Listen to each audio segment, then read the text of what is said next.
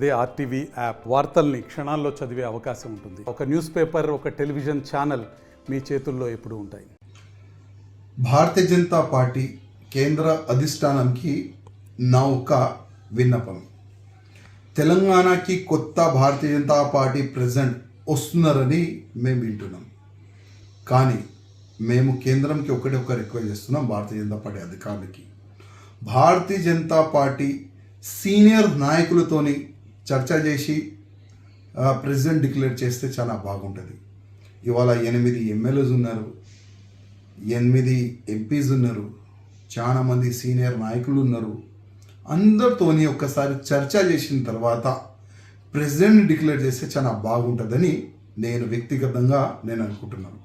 ఎందుకంటే ఇవాళ మనం చూస్తున్నాం, తెలంగాణలో భారతీయ జనతా పార్టీ గ్రాఫ్ పెరిగింది. ఒకప్పుడు ఒక్కటే ఎమ్మెల్యే ఉండే, ఇవాళ 8 ఎమ్మెల్యేస్ ఉన్నారు.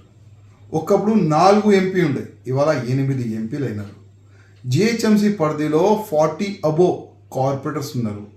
చాలా మంచి ఒక మార్పు మనకు కనబడుతుంది. ఎందుకంటే తెలంగాణ ప్రజలు ఈ బీఆర్ఎస్ రాజ్యం చూసినారు, కాంగ్రెస్ రాజ్యం చూస్తున్నారు. నెక్స్ట్ ఈ ఇద్దరు వల్ల తెలంగాణకి నష్టమే జరిగింది. ఇది తెలంగాణ ప్రజలు అర్థం చేసుకుంటారు. అందుకోసం నెక్స్ట్ వచ్చేది భారతీయ జనతా పార్టీ గవర్నమెంట్ మన తెలంగాణకి. కానీ తెలంగాణలో భారతీయ జనతా పార్టీ ప్రెసిడెంట్ ఎట్లాంటి ఉండాలి?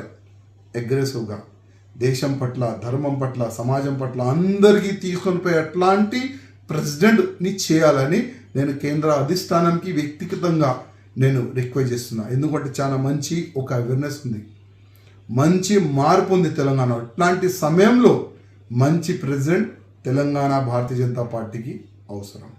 పెద్ద పెద్ద ముఖ్యమంత్రులు అన్నాడు, ఇంకా 12 పర్సనాలిటీస్ వాళ్ళు.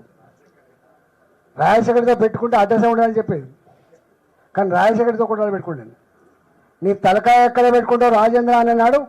నిప్పులు జరిగిన నా మాటలు బయటికి రాకపోవచ్చు, ముఖ్యమంత్రి గారు మాట్లాడిన మాటలు బయటికి రావచ్చు, మేము మాట్లాడిన మాటలు బయటికి రాకపోవచ్చు, కానీ ఆనాడు ఆయన నన్ను అన్న మాట బయటకు వచ్చిన తర్వాత గిన్నె అంటావా అంటే నన్ను గట్లంటావా అన్న. నన్ను గట్లంటావా అని గిట్లనే అంటా అన్న చెప్పాడు. కిరణ్ కుమార్ రెడ్డి గారు మా పార్టీలో ఉన్నాడు.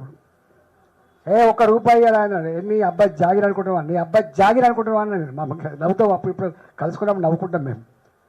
Just as a servant of state mister ముఖ్యమంత్రి, you are not the owner of the state అని చెప్పాను నేను.